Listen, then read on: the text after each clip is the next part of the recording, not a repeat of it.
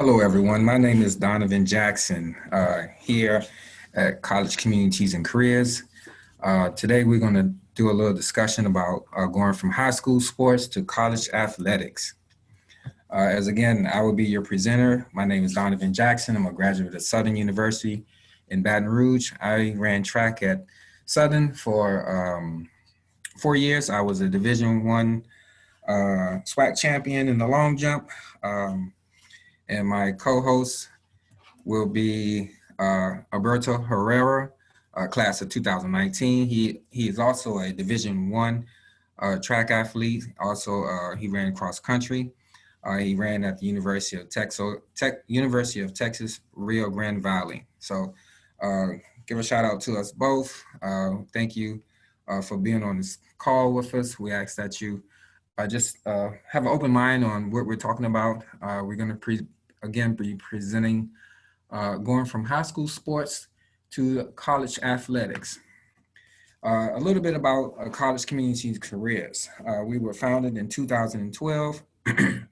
We strive off the four principles of college success, leadership development, civic engagement, and career discovery. Uh, if you didn't know, we have been working with some of your students up to now, and we will be working with them from the sophomore year until they have graduated from college.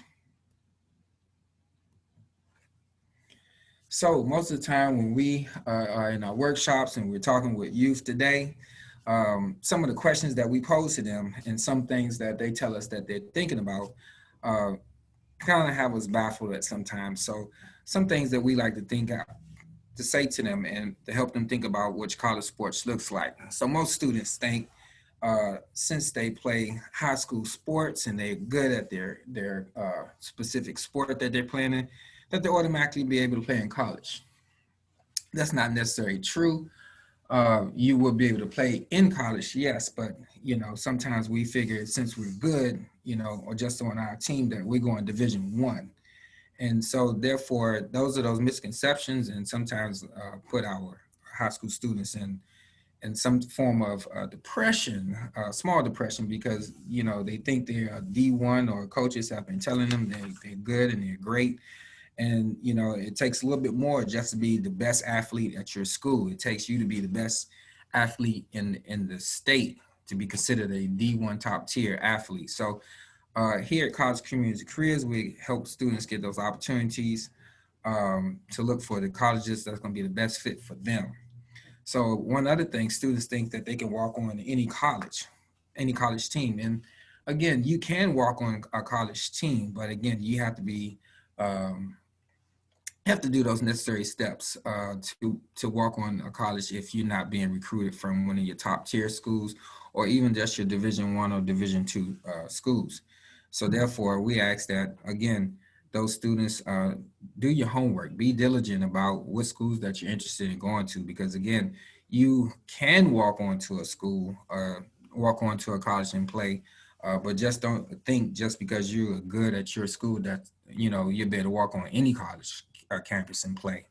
Um, and one of those other misconceptions is because we are on a winning team, coaches will automatically recruit me. Not necessarily that. They will come and visit the school because they know that the school has a winning tradition, or they have some talented kids in the area that have been producing championship like they've been producing championships, but that doesn't regularly mean that you're going to be one of those guys that's recruited. Most times when coaches come to these top tier schools or high schools, they ask about the key starter that's playing, and then after that, they have that conversation. If time is left over, sometimes coaches might ask. A college coach may ask the high school head coach, "Are there any other students that that I should keep my eye on, or should I have the radar on?" And then that's the time for that college.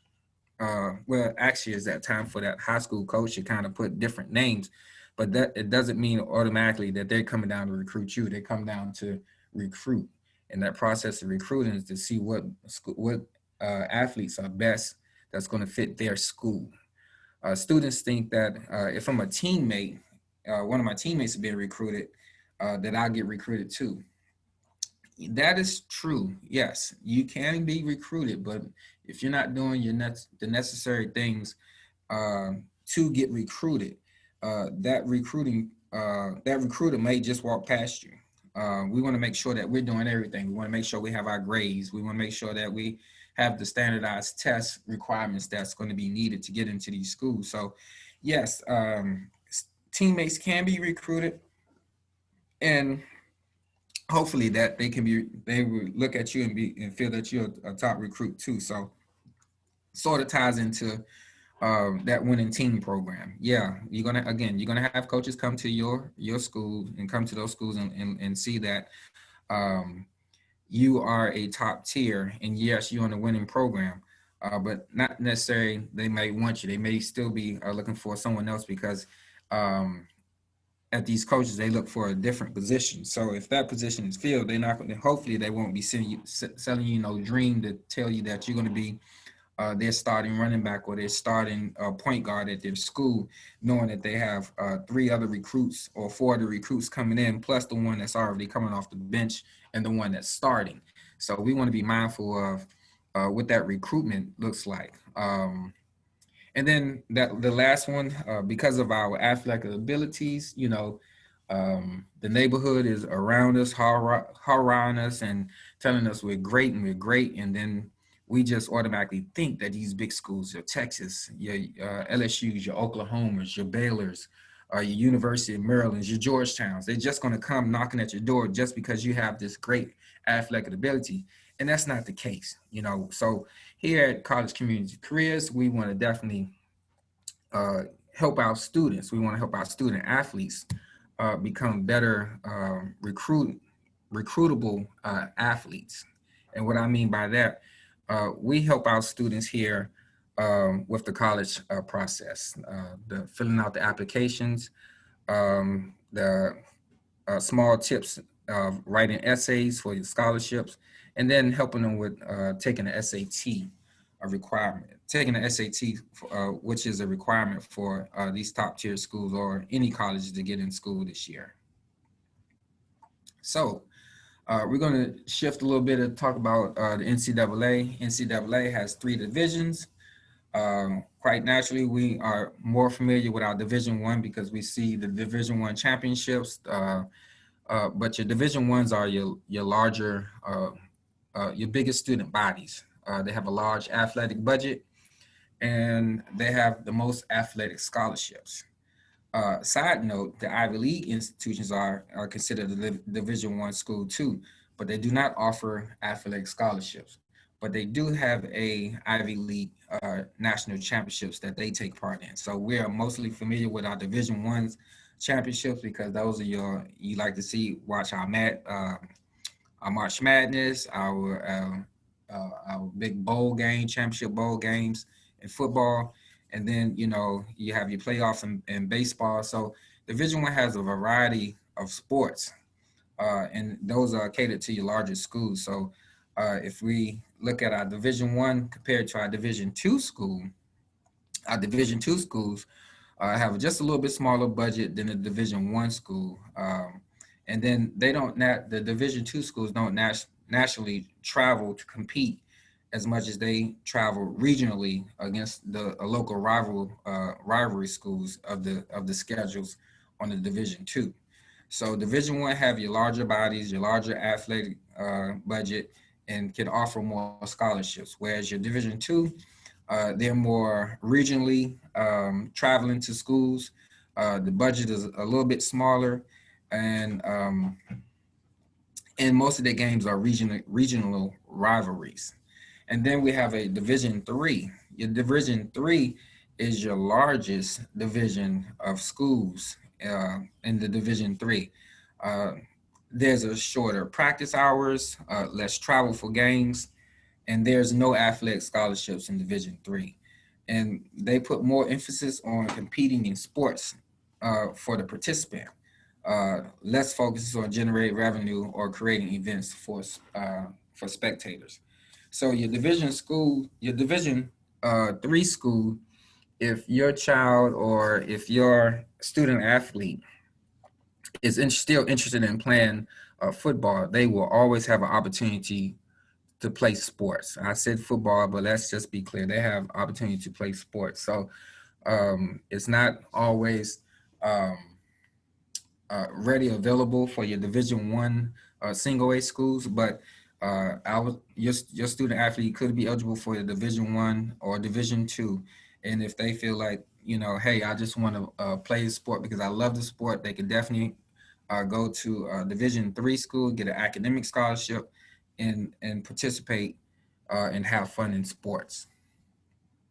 And just to mention, really, is that it doesn't matter what division you really play for. Of course, Division One is more competitive, right, and things like that. But just because you don't play Division One doesn't mean you can't go pro, right? You can play Division Two, Division Three to do so as well. Awesome point. Awesome point. So, with that being said, correct. If you are a great athlete, if you go happen to make it to a Division Three, and you're talking about going pro, most likely when you're in that Division Three level, you will dominate and you will be the best thing. Everyone in that division will be talking about you. So, if you're good, the pros will come and get you. Okay, so now let's talk a little bit about going pro.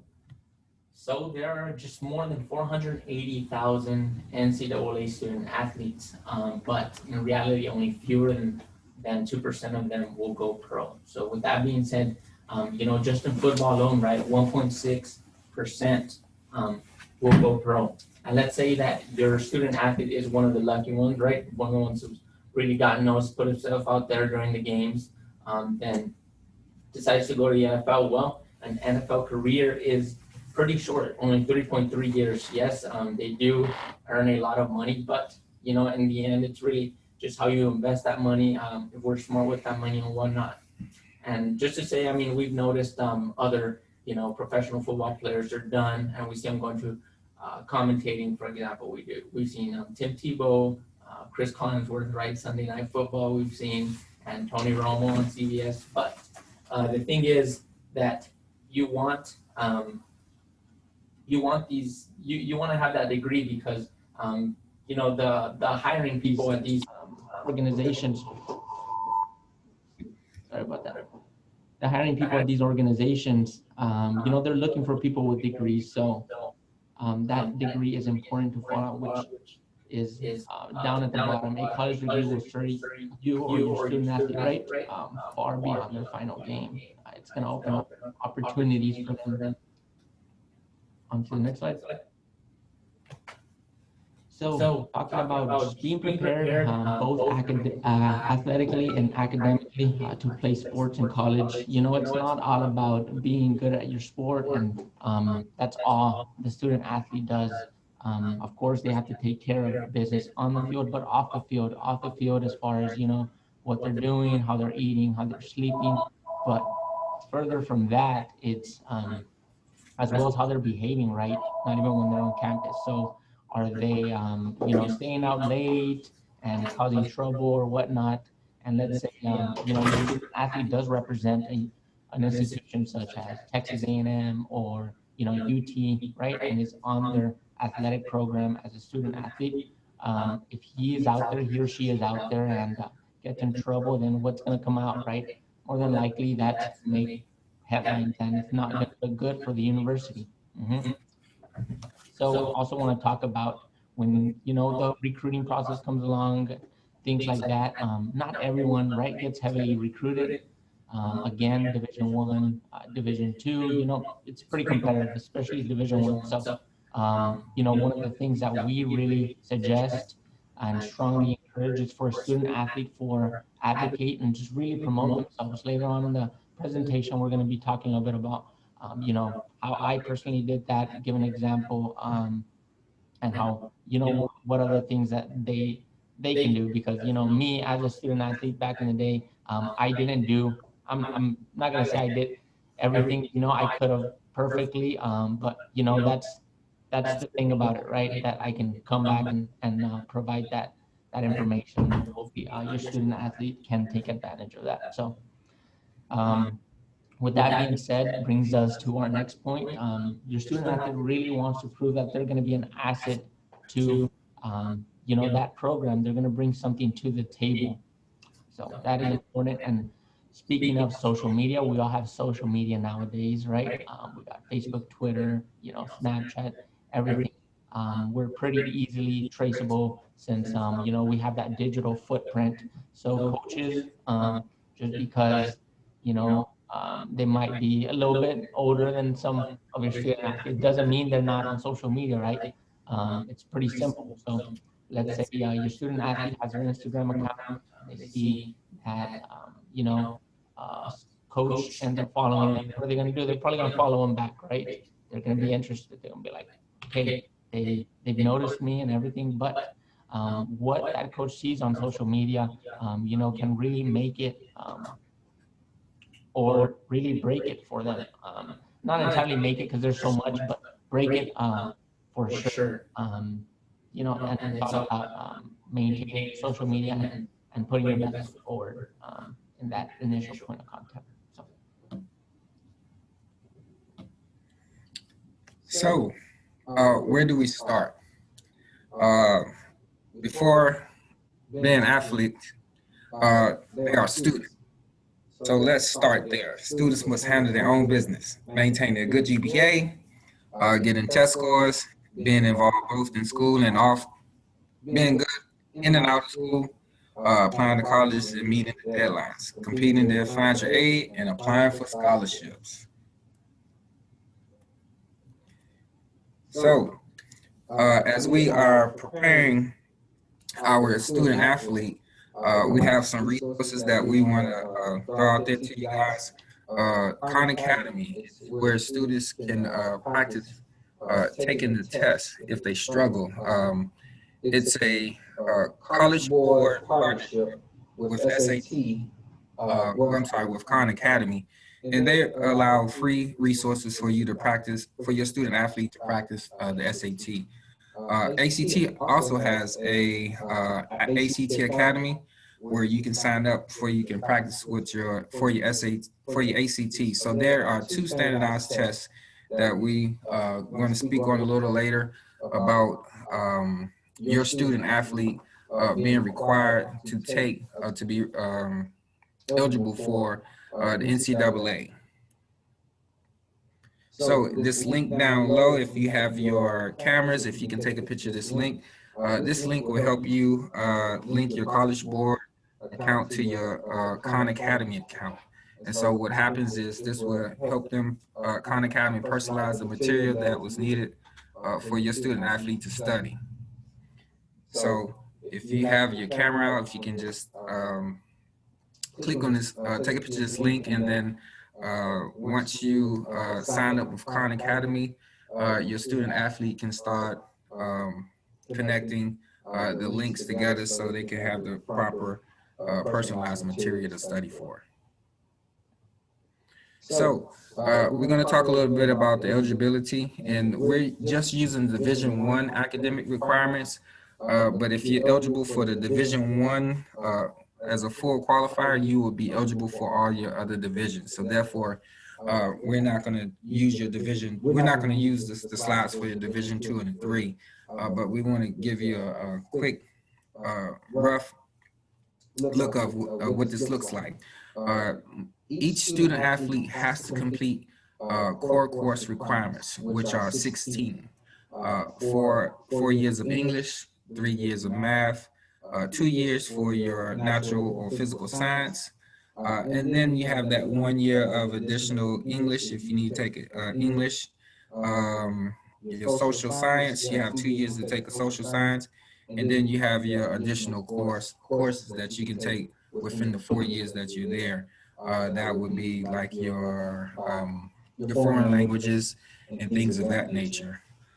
So therefore, you will be considered a full qualifier if you once you complete your 16 core courses uh, and and and have a minimum GPA of a 2.3 to be if you would be considered an academic red shirt if you have any score less than the 2.0. So we're going to move to our next slide to kind of give you what it looks like a sliding scale for our eligibility. So if we look to our far right Division 1 full qualifier, if you receive a 2.3 or higher, you will be considered a full qualifier.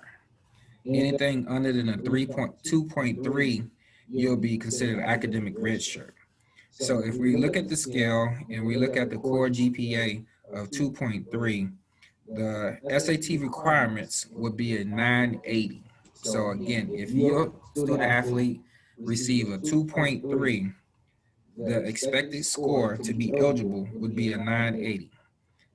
In the ACT, the sum of 75 would make your student athlete eligible to play sports. So a 2.3 and a 980 or a 75 in the SAT, ACT would make you eligible a full qualifier. So the higher your GPA, the lower your SAT score or your ACT score could be, or vice versa. So therefore, if a student is right there at the 2.9, all would be required would be a 750 on the SAT and a 54 on the ACT. So therefore, we encourage our student athletes to make sure that they have a high GPA, a cumulative GPA, with all the core classes that's required to be eligible for the NCAA. We ask that they make sure that their grades are up. So therefore, when it comes time for testing, the requirements for the NCAA, the score to be eligible to participate in sports would be lower. But I want to throw this side note out to you.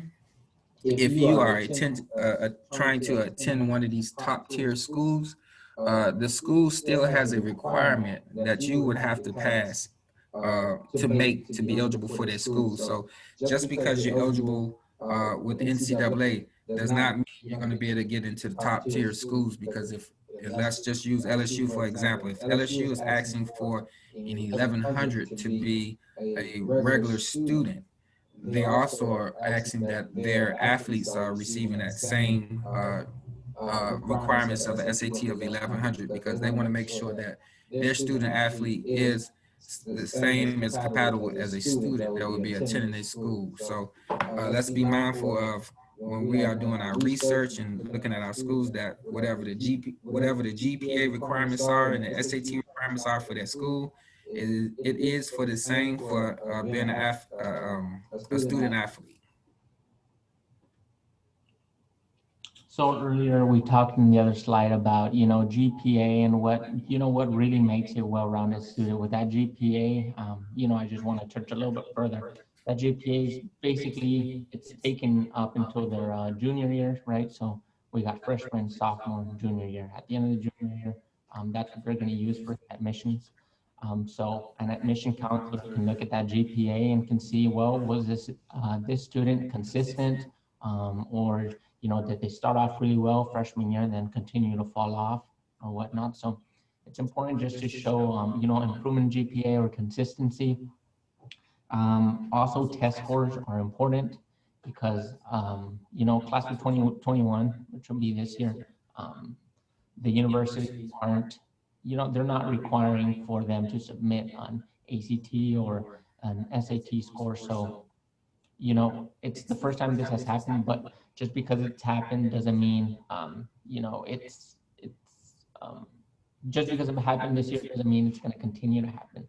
And having, good scores, good competitive scores in these tests is going to open up opportunities for them to get admitted to different universities, and not only that, but different scholarships as well. So with that being said, also, what makes a good student is, just being involved, talking about not just being one dimensional, like our first point says, a person who's not just invested in football or, one sport, that's all he does. Same thing, not just being involved with academics, but what kind of extracurriculars is he or she involved in?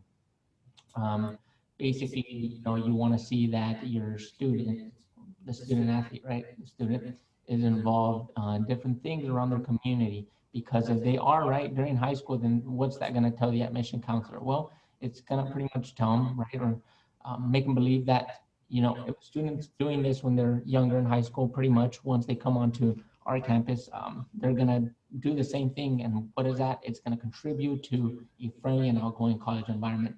It's going to help, later on when maybe that student is already an upperclassman. Those new freshmen that are coming in, they see that, there's a lot going on in certain clubs. There's a lot of people involved on campus. Well, that student athlete is contributing to this environment. So that's important. And not only that, but that student later on, once they graduate, not only do they represent their school wherever they go, but they also represent their program, right? If they were a student athlete. So just for example, let's use the University of Florida. Let's say a student athlete from the University of Florida graduates, goes on, gets a job as a teacher, gets a job in really anything. People are probably going to know, right? As they continue to talk or whatnot, that he or she was a student athlete at Florida, and depending on, their character, how they work, they're going to get an idea not only of them, but, maybe what they teach them or what kind of people they have at University of Florida or on that particular sports program that they were involved in. So, they continue being ambassadors and representing that university. And really, since high school, on social media, that digital footprint through college, you really start branding yourself as, you start branding yourself for the future. So well, here's a little sample college recruiting marketing plan for your student athlete. And I would like to let you know that this is just a sample. Each specific sport have their own college recruiting calendar, but this is just for a general person, just to look at it if as you're becoming more involved in the recruiting process. So as a freshman, most times that you want to talk with your freshmen about the planning, what type of college they thinking about going to. Then also you would like to let them know about their social media. It's time to clean up social media up. Things that we've done when we were in 6th and 7th grade that we put on social media that was funny and we thought it was great for kicks. It's time to clean that up now. So if you have your student athlete and they are freshmen, if you're not, as a parent, if you're not looking at your keeping track of your student athletes social media, I would encourage you to start looking at what they have on their social media pages, because again, we our student athletes feel to believe that once they delete it, that it's not gone. It's gone from their profile, but it's still out there in the iClouds or some type of cloud that someone can retrieve it. But then also, if you put something that you do not want someone to put out there, I would advise you not to put it out there. So again, during that freshman time, you can have your introductional emails sent out to the colleges, excuse me, out to the colleges, letting them know that, hey, that they're on your list, that you've been looking at them, you like what they have. If it's just the colors, you're a freshman, so speak up on those things out there, because again, a college coach really can't talk to you. All they can do is wave to you and say hi to you. So as a freshman, we definitely want to start being more proactive in our recruitment. Um, Also, you can attend the local camps if those schools of your interest are in local area. You want to definitely put your name out there, as Berto talked about your brand. This would be your brand by going out there and getting involved with some of the camps that they're having. Then also you want to make sure that you're able to play in some different type of showcases, in some type of agility combines by scouts or by coaches. So those individuals can give you the thumbs up and say, hey, yay, this kid is that, all this and that, and a bag of chips because what he has done on the field. But then also you want to make sure that that student athlete is a good moral character. So as they approach their sophomore year, they can start targeting the colleges on their list. I know that we talked about having a list and we talked about doing small things about that. But now it's time to start focusing on what school that we may be interested in.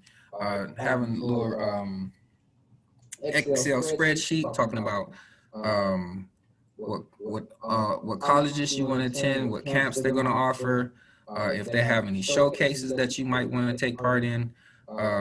If you talk to any coaches that may want to endorse you or endorse the school that you're looking at, you want to start building relationships with the coaches, and definitely want to build that relationship so they'll know that you're interested in being a part of the organization, or you were just interested in what they had to offer, just so you get some type of feedback to help you make a decision as a parent to advise your student athlete. As your junior year come, you start to get more serious about the recruitment. You'll start seeing coaches sending out early offer letters, wanting to recruit your student athlete. So therefore, at this time, coaches are more expected to be highly responsive and decisive. Um, Else, they think that as they're trying to recruit you, that you're not interested, and they will move on quickly. So as as our freshman and sophomore year, we reached out to certain colleges and coaches, and we told them that, hey, we're interested in being a part of the program. At that time, you should have already created some type of brand by sending out your some profiles, some video profiles of yourself participating in sports, uh, particularly that sport that you're interested in playing in college. You've reached out and sent some emails.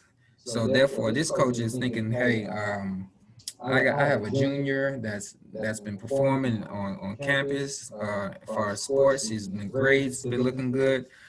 We might think we might want to offer this child something after, a couple months of talking about relationship building and attending the colleges. Also, during that junior year, you should have at least attended some camps at that school if you're interested in that school, or at least some local camps. So some other colleges that if you're not really if you're undecided at that particular moment, you still have opportunities to be looked at from other schools. Now, if you are that uncommitted athlete at this junior year, what we strongly suggest is as this slide says, you do guerrilla marketing. So that means you're going to be really intense about who you're calling, making calls more intentional, being direct, adjust your target college list, because now if you have not decided on what school you want to go to, and let's just say, for example, you're not getting the colleges a response that you were looking for, or the colleges are just not there, saying that, hey, we want you. You still have other routes that you can go as your high school junior. We just want you to be a little bit more aggressive in your approach and let them know that, hey, you want to be in someone's school. You want to play that sport that you are great in high school. And then also want to make sure that you are doing things that's going to be marketable for yourself, showing that you're good off, you're just as good on the field as off the field. So we want to make sure that you're doing everything possibly that you can do. Make sure that you're taking those unofficial and official visits to the colleges. And then you want to make sure that you are in tune with sport that they offer, the educational program that they have, the environment that's surrounded on campus, and the different economics around that school that you particularly want to go to. So we use the acronym SEEK as the sample shows, but definitely you want to know what the education looks like.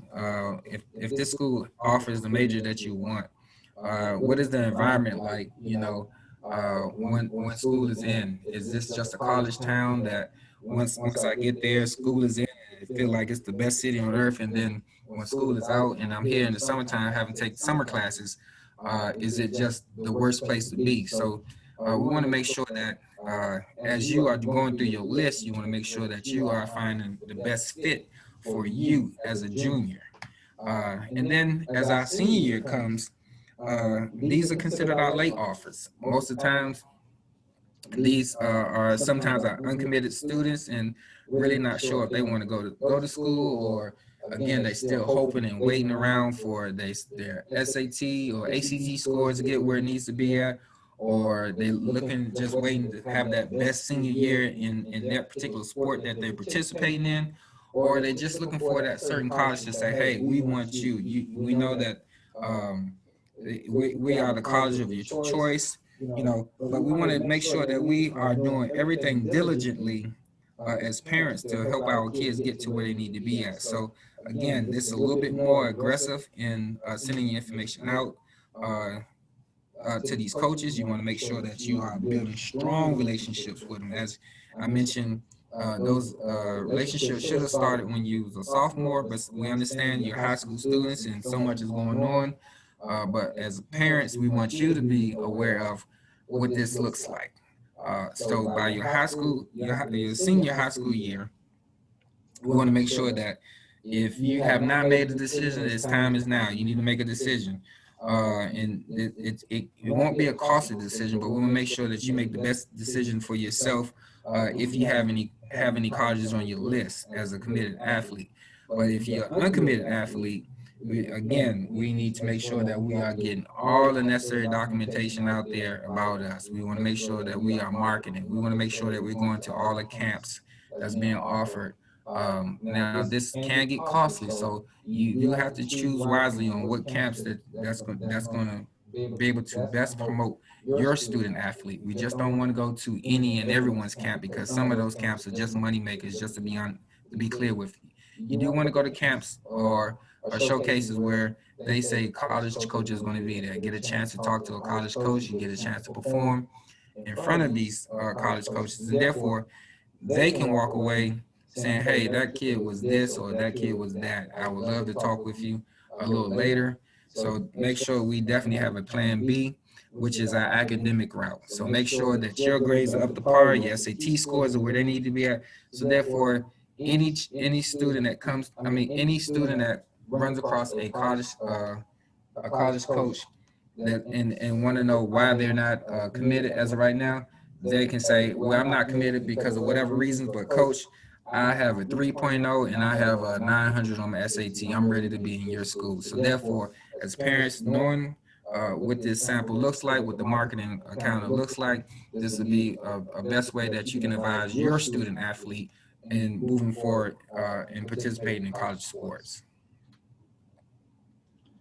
So senior year, senior year, it's the last year of high school. So it's really just what, the students have been really preparing themselves for since they enrolled, since they first were enrolled in school. So, talking about that, in senior year, there's going to be the college applications. We're going to see two platforms, right? Mainly Common App and Apply Texas.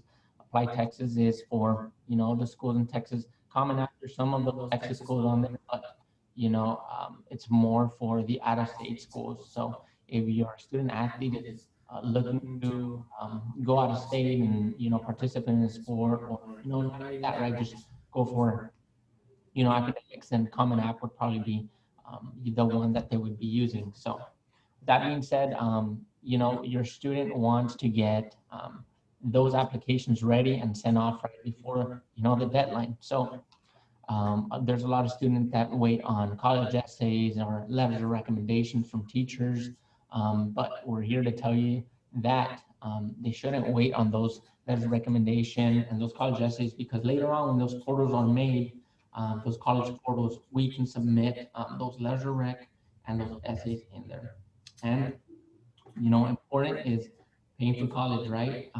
Tuition. So we have federal, right, federal and state aid. So our federal one would be FAFSA, and our state aid would be TASFA. But focusing on FAFSA, it opens October 1st, and we tell our students that it is first come first serve. So you want to complete it as soon as you can. And what happens, a lot of the time is it's since we know it's competitive to get a scholarship at any level, right? Coaches will basically see how much aid they're getting, right? How much aid they're going to get. They'll look at their EFC, expected family contribution, and off of that, they base their scholarship so it can cover pretty much everything, right? This happens a lot of the time. So now let's say that the student fails to complete their FAFSA. Well, they're not going to be receiving that money that they were going to get, that free money, right, from the government. So then they might just have that scholarship that the coach was planning on giving them, but they're going to have to find a way to come up with that extra money. So very important to submit those applications, college and financial. So the student athlete life, personally, I think me and Donovan can agree the student athlete life is, pretty challenging, but super duper rewarding, I would say.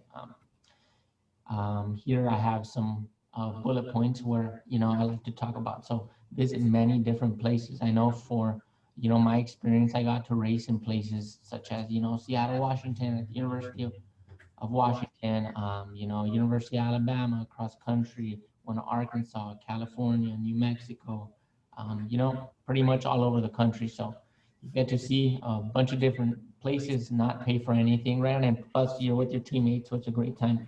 And aside from being with your teammates, you get to meet new people.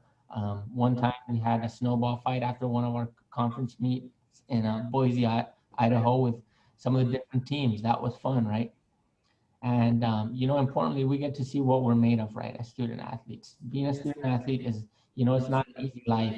You're often doing homework in, the bus, on the plane. When you get back, you go to your hotel room and you're doing your homework there. So it really just shows you what you're made of, because it just brings new challenges.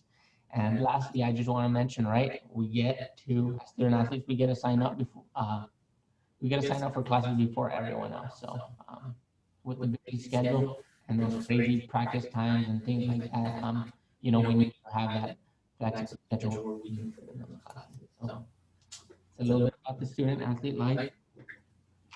But now we're going to give you what a collegiate student athlete schedule might look like. This was kind of mine, right? Pretty much as far as I could remember, what my busy schedule would look like. So not everyone's schedule is going to look like this. And keep in mind, I was a runner, I wasn't a football player. So I wasn't in the weight room every single day or watching film, but I was running 10 to 17 miles in the morning at times. So 6 a.m. practice, do some running in there. Then I'd go to class 8:30, 9:30, 10:30, 11:30. I have another class. 12 to 1:30, we'd have weights. 2 to 3, we'd have class. And 3:30 to 4:30, we'd have practice at times. Um, this would be pretty much a lighter run, shakeout. And then we have study hall. Study hall, basically, if you're a freshman and we personally were required 8 hours of study hall. You basically go in there, sign in with your student card, and complete your hours. So you're studying there, completing your homework. And if you don't complete all your hours of study hall that week, well, in my team, the consequence was you would sit out a game. And my guess is that other programs have similar rules. So it's pretty busy schedule. So that's kind of what it looks like. So we want to talk a little bit about the NCAA eligibility center. For this, ideally, it'd be good, you can start sophomore years. So then if your student athlete starts talking to coaches or whatnot, they can start taking your official visits. So we talked about NCAA D1, D2, and D3. So D1 offers 5 official visits. So an official visit is where, pretty much everything is paid for, from transportation. They can include things such as, tickets to games, meals, and things like that, right? And they can last up to 48 hours. So NCAA, you can take 5, but only 1 per school. But you can take as many unofficial visits as you want. And unofficial, well, the schools don't pay for that. So, and NCAA Division II, you can take unlimited amount of official visits, but just like D1, um, they can only visit that school 1 time.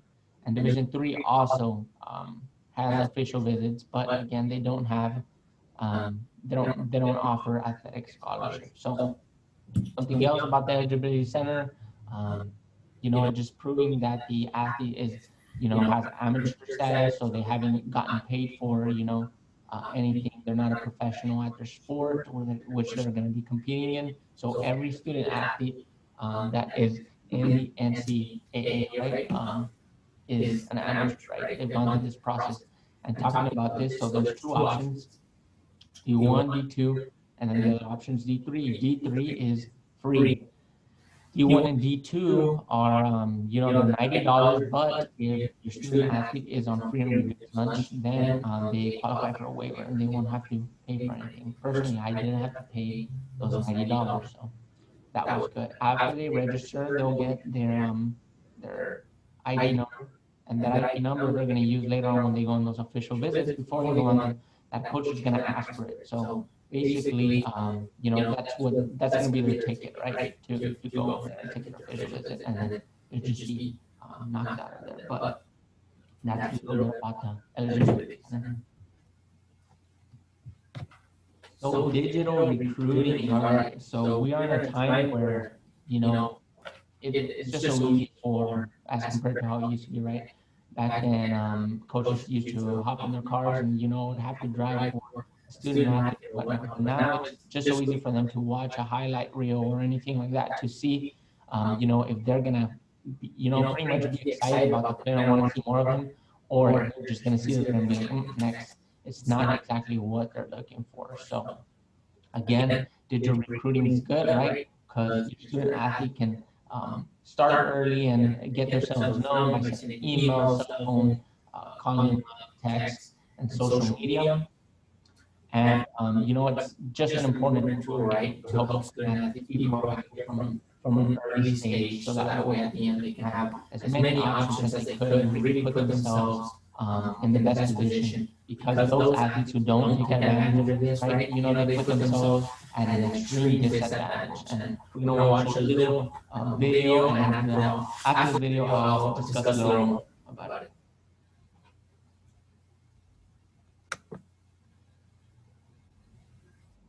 The recruiting atmosphere out there in the market is very, very tough. There's a lot of kids competing for a very few spots. If you do not have a recruiting video, it's very tough to get recruited. No matter what your high school coach does as far as verbally recommend you, you need to get a video in front of those college coaches. I don't know of any college coach in America that will evaluate a young person without seeing them on film. That's just what college coaches do.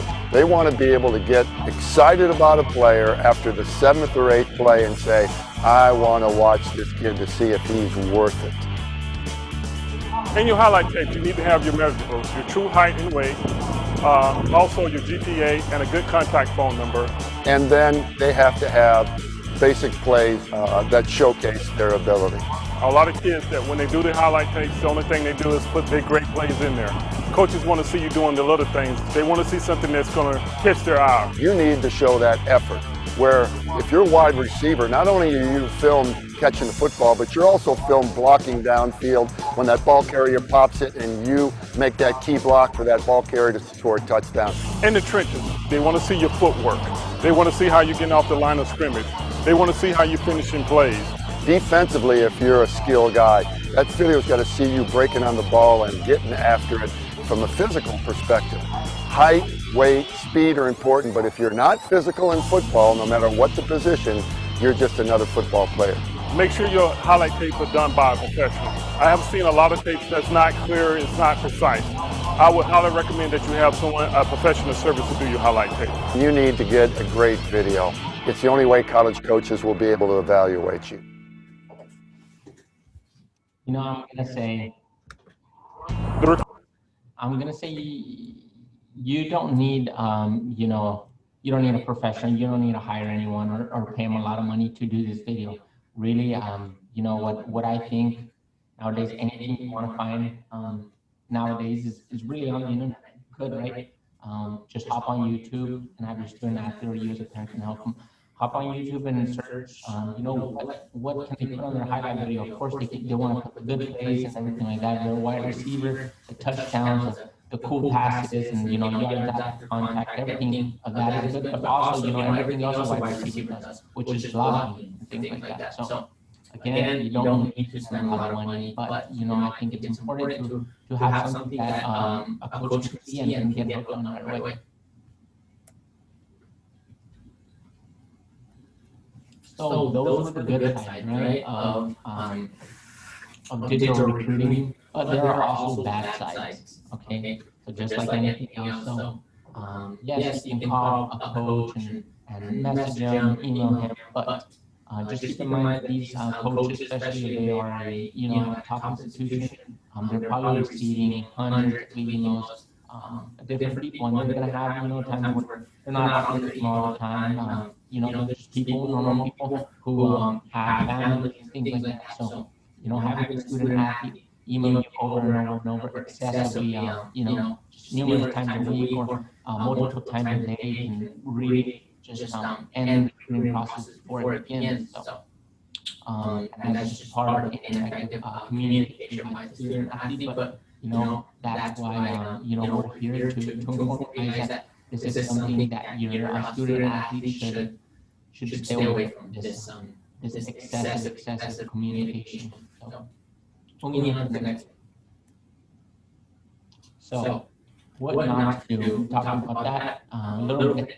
These are lists of things you don't want to do. So, student athlete doesn't want to send a generalized, a formal email to hundreds of coaches because, I feel like there's not going to be anything too special. It's better when, student athlete personalizes email, adds different things, maybe invites the coach afterwards, to a game, things like that. So asking a coach to do too much too soon. Let's say a student athlete has never even had contact with the coach. It's the first time or maybe the third time, and he's already asking the coach. That might be a red flag for some coaches. They might decide not to continue the communication with that individual. Sending too much information too quickly. I can say personally, I was looking back at some of my emails that I sent to some coaches senior year. I feel like maybe I wrote an essay on there or something like that, and it kind of makes me cringe, but that's something I can share with you guys today. So don't do that. But later on, like I said earlier, we're gonna send info of what it looks like. Getting frustrated, response at one attempt. This is common after one attempt. Sometimes you have to message coaches, 2 or 3 times. But again, you don't want to do it super frequently within, a week or things like that, okay? So let's be mindful of that. And it's also important to know that there are periods where coaches can contact student athletes. So not getting frustrated is something that your student athlete should have in their back pocket. And again, the emails, keep them in moderation.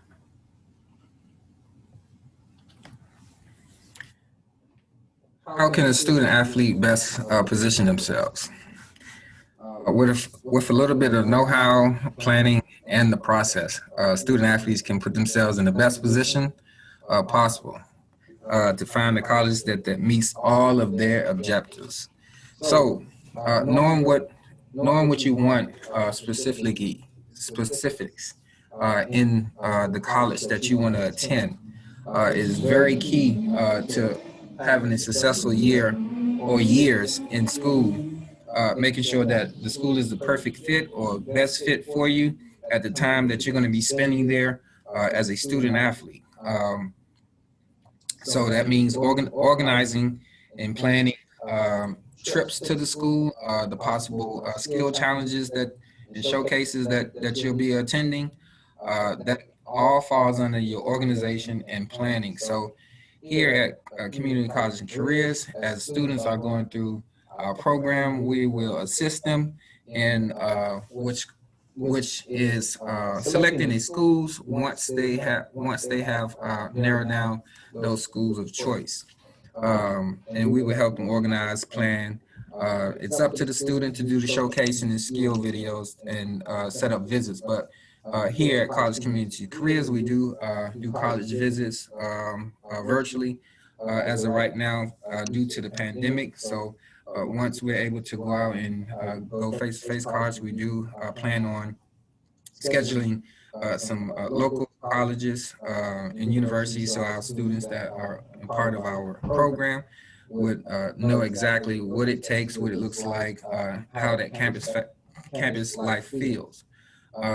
As Alberto talked about communicating effectively, we want to make sure that we do work with our students on what type of letters that needs to be sent out, what type of essays they need to generate for these scholarships, and also the type of letters that need to go out to these colleges showing interest. We will work with those student athletes to show them what it takes to be looked at. Admissions and academics, students need to know what are the requirements and what it's going to take to get in those specific schools that they would like to take part in, especially if they want to play sports and graduate on time. And I do put emphasis graduate on time. Most of our students that we work with, again, we work with them until graduation. So therefore, if your child is a part of our program, we are going to push them as much as you're going to push them as a support system here, because we believe in education, and education is the key to success. And then it also is going to be the life after that athletic sport. So again, we know that our body only can endure so much when it comes down to sports. So we want to definitely make sure that our mind is clear and is strong and focused on what they want to do after they finish participating in sport. And then also at the end, you want to make sure that they're doing a good tracking system of who they contact, the amount of times that they've reached out to that individual, because then it comes with a follow through. So they do have to have some follow up with those letters that's been sent out. They have to do some follow up with meeting deadlines on things that needs to be turned back in from these student athletes to these coaches. And then, you know, you're going to be working with position coaches. You're going to be working with financial aid counselors. You're going to be working with admission counselors. And then also you're going to be working with college communities and careers advisors. So again, we can assist in majority of these things because we will be doing it within our program. So therefore, we try to take the much stress off those head coaches in these high school levels. But then also, we want to be we want to communicate effectively with our parents to let them know where this student is, how their students are doing in our program, and a timeline of what they look like and where they are when it comes down to the student success. When it comes to NCAAs, we can help them do the basics, but when it comes down to showcasing the skill videos, we're going to leave that to the student to perform to the best of their ability. So knowing what, you know, your student athlete wants so they can find the right fit. I feel like this is an important thing where parents really come into play. So knowing how far that school is and how much aid they're receiving, maybe if, you know, you as a parent or, you know, are going to be able to provide that extra money, right, to maybe get a plane trip home or, you know, help with some gas money to ride home, right? Because times can be tough when you're a student. So, and that being said, something else, right, would be the academic programs, just like my colleague Donovan was talking about. Those academic programs are important.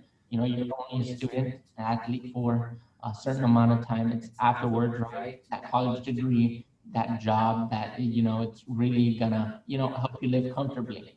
So we want to know that we have that program that is, you know, that they're looking for.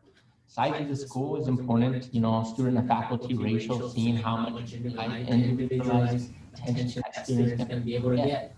Some universities have, you know, huge auditoriums where there might be, you know, 100 or maybe a little bit more students where, you know, the student is raising their hand, maybe the professor might not see them, but, you know, others may be a school that's, you know, 4,000 or less, that would be considered small, or, you know, yeah, that's pretty small. So they wouldn't be able to get that attention. Again, level of academic support. Normally, as a student athlete, you know, programs have study hall, there's tutors, you know, academic advisors and whatnot. So that really helps them. But it's important to know if, you know, that study hall is going to be required, or, you know, what is really going to be offered there.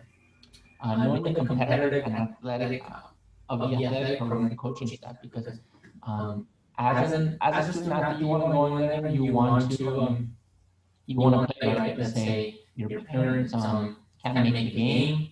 Well, they're going to be showing you on ESPN Saturday or something like that, or maybe on Saturday. So it'd be pretty important, right, for the student athlete to get in, hopefully be able to play. So it's important to know who are they going to be going up against, right, to compete for those starting spots. And of course, coaching staff, know what type of player they're looking for. And this could be, an excellent question they could ask coach when they're doing an official visit or unofficial visit, right? Coach, what do you look for in a wide receiver? What do you look for in a running back, quarterback? What are the traits that you really admire in a quarterback? So they can have more of an idea, right? And finally, scholarship on scholarship. We talked about the three NCAA divisions. We didn't talk about NAIA, which is separate, but I'll talk about it as well. So D1, scholarships, D2 scholarships, D3, there's no scholarship, but again, if it's an Ivy League institution, there's no athletic scholarship, but definitely academic scholarships throughout the board. NAIA does provide athletic scholarships. So take a look at those. And just to give you guys a little example, Division One, single A, Texas A&M, UT, all these big Power 5 schools, right? All the big conferences from Big 12, SEC. Then we have, your Division One, double A. Did I say double A? Single A, sorry. Single A would be your A&M, those big schools. Double A would be your Texas State and all these other schools here in Texas. Texas A&M, Kingsville, on the other hand, would be Division Two. Texas A&M, Kingsville, Angelo State, West Texas A&M, and Division Three would be Trinity University down in San Antonio, Texas. Lutheran University would be a Division Three as well. So, and NAIA, Wayne Baptist, Texas Lane University, and so on. So, just making sure we know what's offered where. Again, Division One, Division Two, full scholarship, partials, NAIA, and so on. And this slide right here, so no right now doesn't mean never. For those your student athlete hasn't, been recruited or probably is in their senior year, and they haven't been recruited, just really, if they go to college, not to really be so down themselves, but really maintain hungry, right? Look at it as an opportunity to improve themselves. There is walk opportunities at pretty much all of the universities, so and it's not often they can get somewhere. But I think the most important thing is just to have a plan and stick to it. Keep working. Yes, you have a lot to college athletes. Some of the runners that I ran with would be, let's say some of these kids would get a scholarship, right? But you see them go down, so they didn't really improve much, or because they didn't have a plan, they didn't stick to it. They let their attention go somewhere else. But I think this is important when considering, walking and whatnot. Really work out by yourself, because that's what it's going to be, right? Unless you find a little group of other people who want to do it as well, and you can work out with them and really feed off each other. This is going to have to come from within your student athlete, right? How bad do they want it? And if they, work for it hard enough, it can happen. Absolutely, as Alberto was saying, those opportunities are definitely there if you are interested as a student athlete, because again, we know that some of our student athletes may get caught up in their senior year and fully waited it out and thought that they were going to get the call that they wanted or got the email that they were going to get and didn't get it. So there are opportunities for a student athlete to take part in that particular sport if they are interested. Speaking from experience, I was a walk-on for track and field. Initially, when I went to college, I didn't think I was going to have the urge to run track, and was just out there playing around. And they had an intramural sport track meet, and I jumped in and ran the 100, and that was the best opportunity that I've did was to run the 100, and then walk away with a full scholarship of school paid for free, and a little bit of a coaching time to finish my master's. So there are opportunities. No one's story is going to be the same, but we definitely want our student athletes to know if you are interested in playing sports, you will be able to play sports. Again, it may not be a Division I or Division II school. There are Division III schools that you can take part in, and we're not saying that you're not eligible to be in the Division I or Division II, but We want you to be realistic with yourself. If you know that your times are not running what the Division I students are, don't get discouraged. They have those same times. Just look up the schools and see what the best winning time was. And guess what? You can be that top athlete at that particular school with a free education. So just to speak a little bit about that, just those opportunities are definitely there. So do not get discouraged if, as a parent that, your child is telling you, well, mom or dad, I'm not getting the looks that I want. Those opportunities are definitely there. You just have to do your due diligence and look a little bit harder. And with us here, we can assist you with those opportunities because we do have some schools that we work with. Not to say that we are an athletic organization, but we have schools that we work with that have sports. And if a student's really interested in being a part of a sporting and free athletic scholarship, not to mention that we are striving to get academic scholarships too.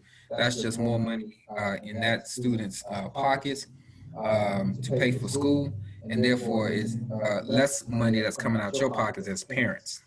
So we talked a little bit about organization and planning earlier, what it looks like creating a recruiting plan. So basically, we talked about having that target schools name on the Excel sheet on one tab, additional deadlines. Make sure you know it's application deadlines.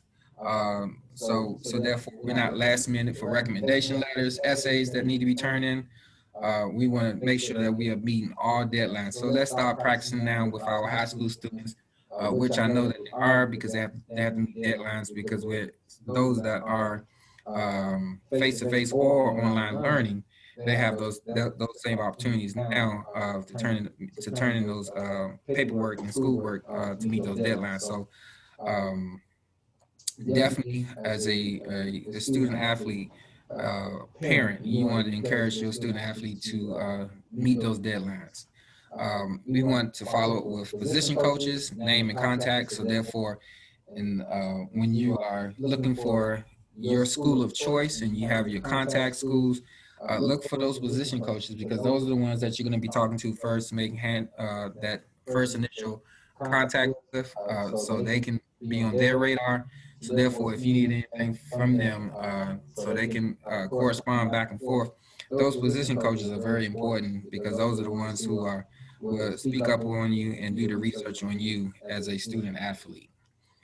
Notes from conversation and next steps should be taken. So as you are parents and you and your student athlete are talking with these coaches, have a good conversation with your student athlete to make sure that y'all are on the same page, that your student athlete is looking for a certain specific objective about the school.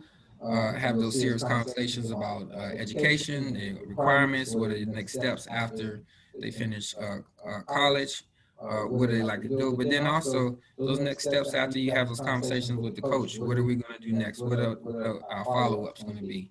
And then you want to share that information with your high school coach so y'all can work collaboratively to get to that school of choice. So therefore, it is a process. The process is not an overnight process. So when you're dealing with coaches, coaches have more than just one athlete. And if your student is the best athlete or top tier athlete, most likely they will get the most parental treatment, I would say. But those individuals who are not the best or who are considered role players on the team, they may have to do a little bit more diligent in following up with schools and follow up with their high school coach. And I want to say up here we have, write everything on a Excel sheet, right, to help you, keep track of things. I personally, I don't use Excel too much, but I feel like I'm more of a, pen and paper kind of guy. It kind of helps me just, see it and whatnot. So, not just because we have up here, right, Excel sheet. If you're a student athlete, they know what works for them, right? Hopefully, if they're a senior, they're going to be incorporating the strategies that they use or what's really good for them through the college year. So again, you don't have to use an Excel sheet. You can use paper or, here's my example, my sticky note. So Yeah, absolutely correct, Berto. whatever's going to work best for you as a high school student or a parent. We want to make sure that you're doing everything in order so you can help your student athlete get the best recruitment experience of choice. Getting on the radar. Again, you want to make sure that you are filling out those student questionnaire forms on the websites so you can receive the mails from your college of choice. Also, follow with brief emails from your high school. Have your high school coach call and do a follow up for you.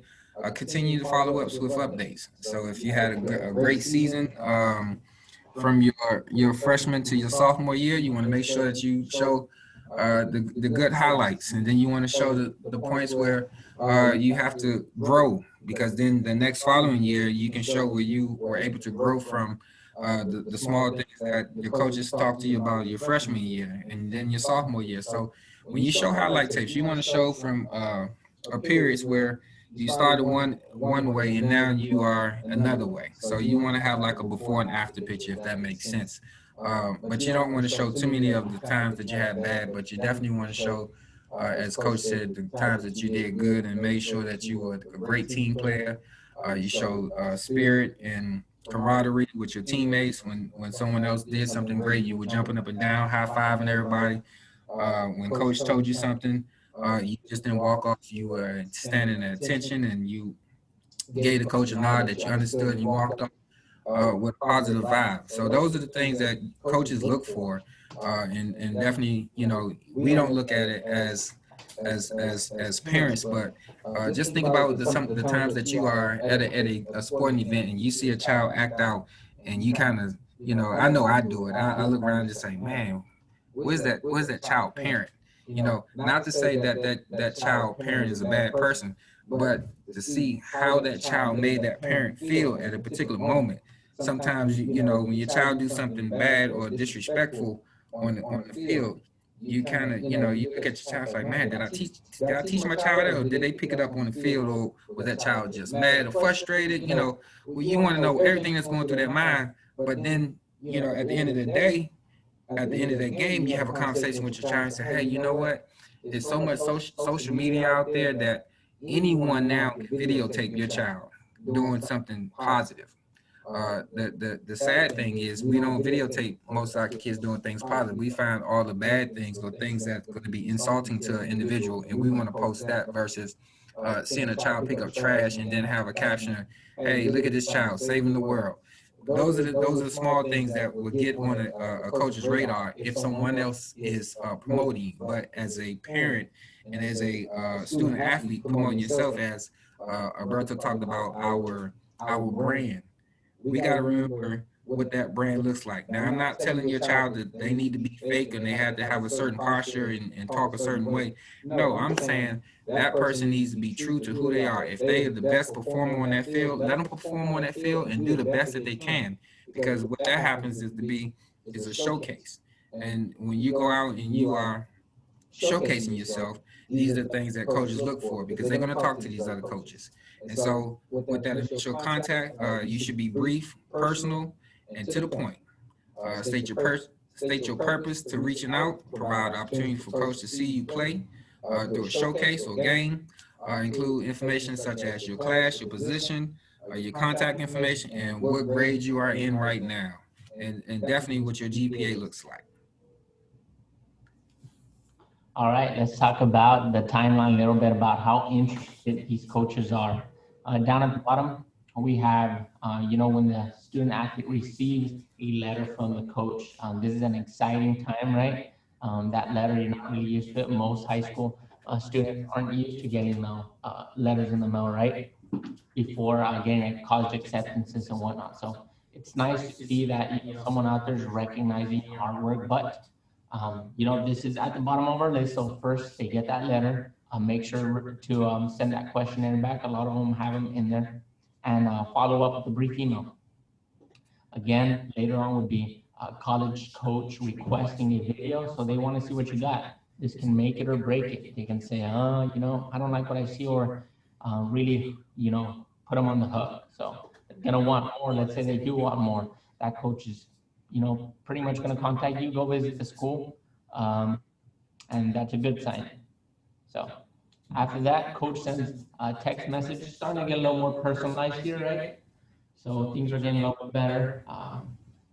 After that, coach calling you and then offering you an official visit. You go there. When you do an official visit, make sure to have some questions in your back pocket.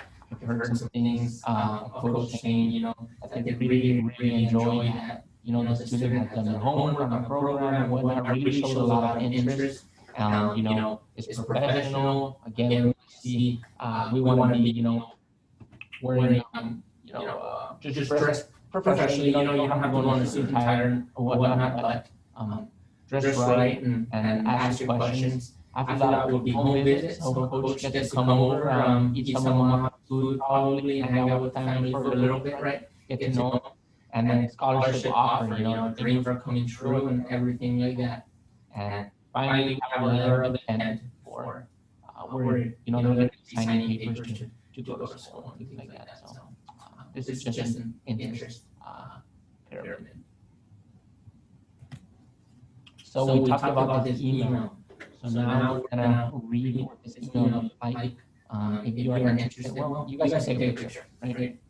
So if you guys would like to take out your phones and take a picture of maybe what this email needs to look like. So it kind of goes like this. I'm gonna go ahead and read it. Dear Coach Fisher, I've been following your team for a while now, and I was really impressed by your team's performance in the championship game last year. Congratulations. I want to connect with you because I would love to be part of this competitive team. My name is John DeVille, and I'm a 6'2" wide receiver at Generic High School in Houston, Texas. I was recently honored by being named the Gatorade Player of the Year. I'm an angler on a 4x100-meter relay, and I'm a 4-year varsity starter for my high school football team.